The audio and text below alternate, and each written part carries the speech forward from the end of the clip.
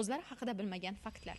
Ayol doimo erkak kishini biror narsada so'rashni boshlasa, albatta u javobini bilgan bo'ladi.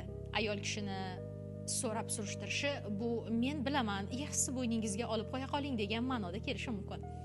Ayol kishi doimo sabrli. U hech qachon birdaniga ketishga yoki ajrashishga qaror qilmaydi. Ishoning, u albatta chuqur tayyorgarlik ko'radi. U hech bir qarorga shunchaki kelmaydi. Ayol juda ham sabrli. Ayol erkak kishi uchun, farzandlari uchun doimo o'zini fido qilishga, doimo sadoqatli bo'lishga harakat qiladi. Lekin u o'zini sadoqatini va o'zini xatti-harakatlarini yillar davomida to'g'ri baholanmayotganligini ko'rishni boshlasa va bu narsani his etishni boshlasa, albatta ayol ketishga qaror qiladi.